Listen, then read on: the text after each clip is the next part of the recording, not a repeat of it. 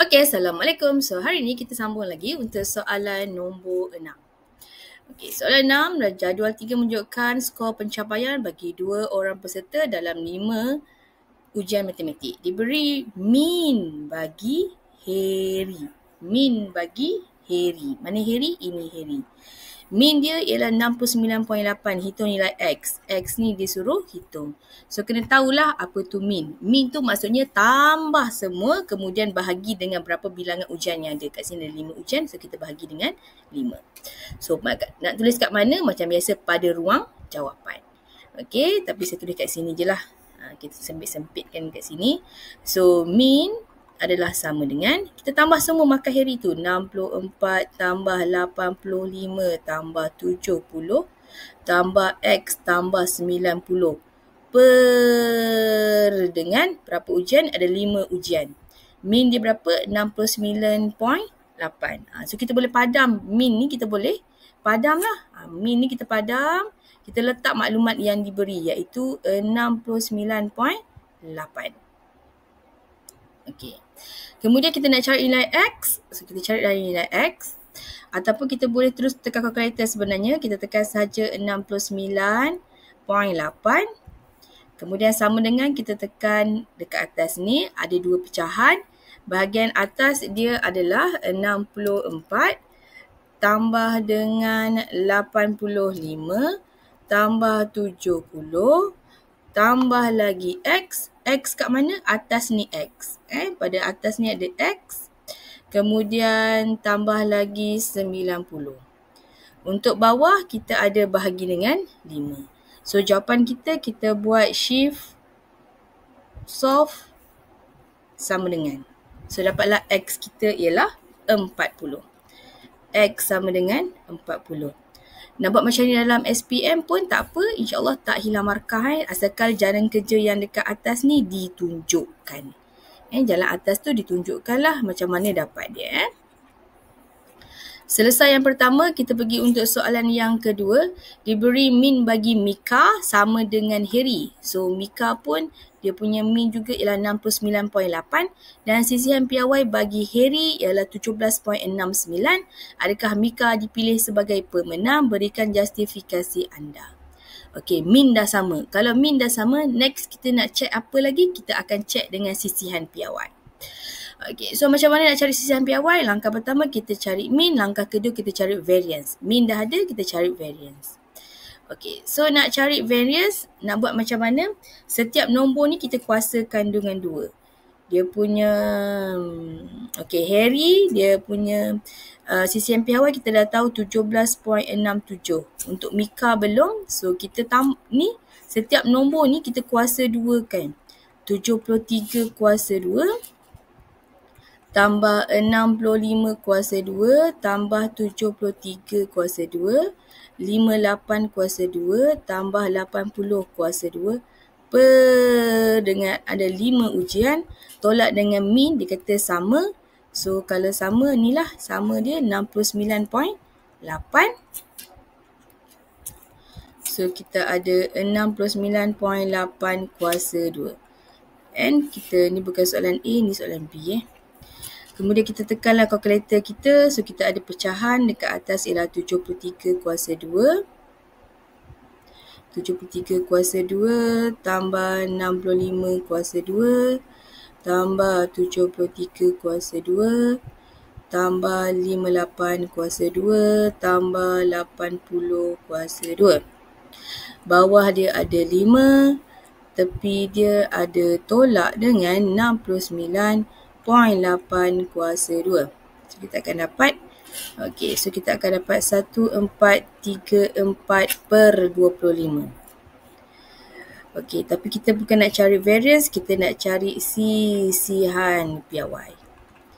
Okey, so nak cari sisihan piawai, kita punca kuasakan 1434 per 25 ini. So kita akan dapat jawapan kita ialah, tekan saja punca kuasa, answer sama dengan. So dapatlah 7.57. So sekarang kita nak tengok dia kata siapa yang lebih yang jadi pemenang. So ingat kalau kita cari sisihan piawai, kita akan cari sisihan piawai yang lebih rendah. So kat sini Tadi dia dah kata dia punya Harry punya sisihan piawai ialah 17.67. Yang kita baru dapat ni Mika adalah 7.57. Maka dia kata adakah Mika dipilih secara pemenang? Kita jawab ya. Berikan justifikasi anda kerana markahnya lebih konsisten. Markah Mika lebih konsisten. So ingat bila berkenaan dengan sisihan piawai kita akan kaitkan dengan konsisten. Tu dia punya keyword dia lah. Okey, nombor 7, rajam 4 menunjukkan graf laju masa.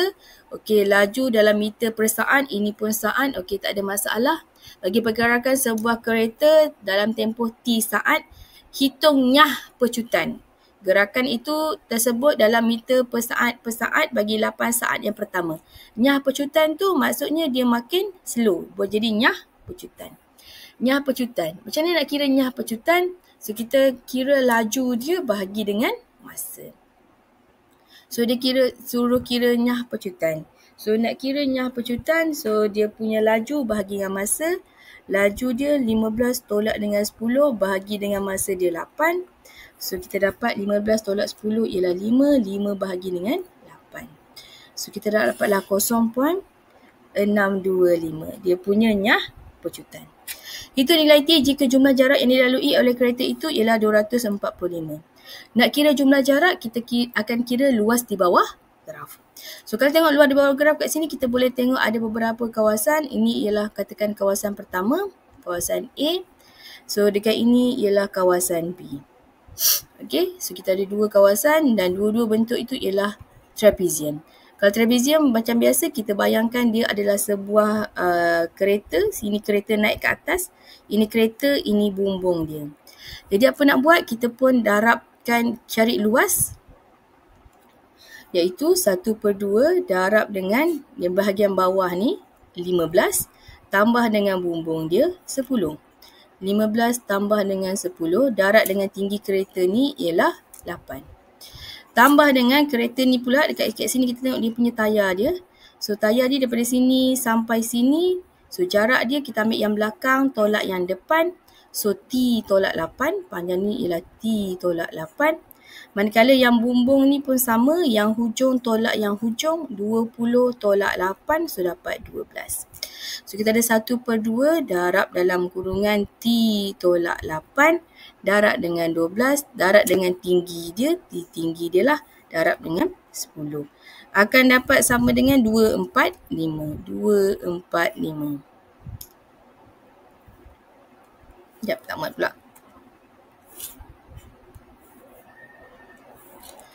Ni sepatutnya sebaris lah. Tak muat pula. Sama dengan 245. So kita boleh selesaikan, nak kira dalam kalkulator sekaligus pun boleh. Tapi saya tunjuk dulu macam mana kita nak selesaikan satu persatu. Ini kita selesaikan dulu. 1/2. Kemudian darab dengan dalam kurungan ada 15 tambah 10. Tutup kurungan darab dengan 8. So kita kira dulu dapat 100. Tambah dengan, okey, nombor ni 1/2 boleh darab dengan 12. Darab dengan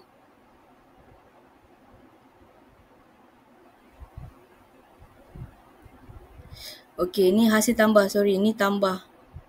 Si baik pesan. Ni tambah Yang bawah tambah yang atas. Darab dengan 10. So 1/2 ni darab dengan 10. So dapatlah 5. Kurungan. Dalam ni kita boleh selesaikan T tolak 8 tambah 12. So kita ada tolak 8 tambah 12. Kita akan dapat 4. Dalam ni ialah T tambah 4. Sama dengan 245. 100 ni kita pindahkan ke sana dulu. So 245 tolak 100. Ini kita boleh kembangkan, dapatlah 5T tambah dengan 20 sama dengan 145. 20 pindah sana, so 145 tolak dengan 20 akan dapat 125. 5T sama dengan 125. Maka T kita pindahkan 125 bahagi dengan 5. So T akan dapat 125 bahagi dengan 5. Dapat 25. So nilai T sebenarnya adalah 25. Ataupun kita boleh juga guna kalkulator daripada atas. Okey, saya tunjukkan. 1/2 darab dengan dalam kurungan, darab dengan dalam kurungan 15 tambah 10, tutup kurungan, darab dengan 8, tambah dengan 1/2, 1/2 1/2, kemudian kita ada darab dalam kurungan, kita ada T tu kita tak je huruf X, tolak 8, tambah dengan 12, kemudian tutup kurungan, darab dengan 10, sama dengan 245. So nak dapat jawapan tekan shift, solve, tekan sama dengan, so dapatlah 25. So T dapat 25. Okay, next, nombor 8. Encik Farid bekerja sebagai seorang guru di sebuah sekolah dengan gaji bersih bulanan RM7,800. Beliau juga menjadi guru tuition dengan kadar bayaran RM1,250. So, ni dua-dua duit yang masuk. Dan memperoleh sewa rumah kedua, okey, RM700, ada 3 perkara duit yang masuk. Di bawah, jadual menunjukkan anggaran perbelanjaan bulanan. Okey, ni ialah anggaran perbelanjaan bulanan dia. Soalan tanya berdasarkan maklumat di atas, nyatakan pendapatan pasif. So, kalau tengok kat sini kita ada 3 pendapatan. Satu dia kerja sebagai guru, yang ni sebagai guru tuition, yang ni sebagai hasil sewa rumah. Pendapatan pasif ni awak ingat, ianya tak buat apa-apa pun dapat duit. Contohnya, kalau budak pasif dia duduk-duduk je kan. Beza budak pasif dengan budak aktif. Budak aktif ni dia ke hulu kilir, dia bekerja. Dia berjalan. Pasif, dia duduk. So, mana satu antara ketiga-tiga ni yang duduk-duduk je dapat duit? Goyang-goyang kaki dapat duit. Mestilah sewa rumah. So kat sini dia kata berdasarkan maklumat nyatakan pendapatan pasif. So kita boleh jawab sewa rumah. Encik Farid menetapkan 10% daripada gajinya. Berapa gaji dia tadi? Gaji dia ialah RM7,800. Sebagai simpanan tetap bulanan untuk mencapai matlamat keuangannya. Hitung aliran tunai bulanan Encik Farid. Jadi kita kira dulu berapa Encik Farid simpan untuk sebulan. So simpanan adalah sama dengan 10% daripada gaji dia RM7,800. So 10% 10 per dengan 100 darab dengan 7,800. So kita akan dapat 780 ini ialah sebagai simpanan. So kita nak tahu dia punya aliran tunai adalah sama dengan, macam jauh pula saya nak tengok. Apa kata saya tunjukkan jalan kerja dekat sebelah sini sahajalah. Okey, saya tulis kat sini Tapi macam biasa, kalau masa exam tulis kat bawah. Aliran tunai sama dengan semua duit yang masuk kita tambah 7,800 tambah dengan 1250 tambah lagi dengan 700 sewa rumah dia. Tolak simpanan tadi 780. Tolak semua perbelanjaan ni 600. Tolak dengan 600. Tolak 900.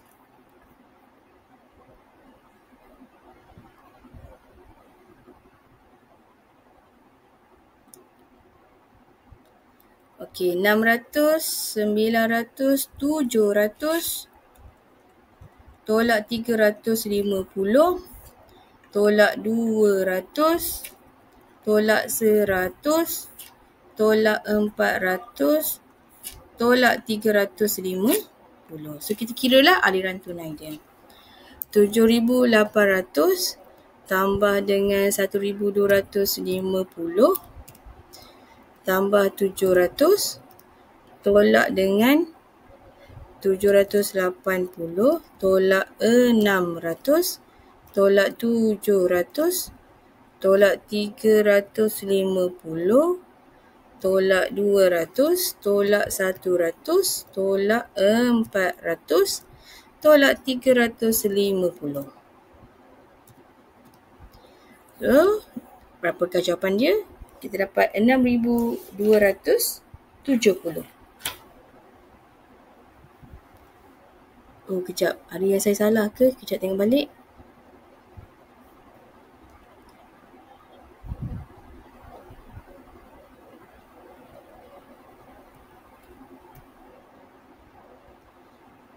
Kita semak balik. 7,800 tambah ni, tambah 780 tolak 600 tolak 900 saya tertinggal. Tolak dengan 900.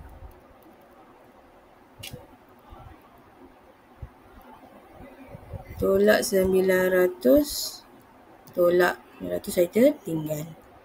So dapat jawapan ialah 500. Ni baru betul 5390. So kita akan dapat 5370. So ni jawapan dia. Saya salah tekan kalkulator tadi lah. Tengok baliklah, berhati-hati. Selalu double check lah apa yang kita buat. Okay, terima kasih.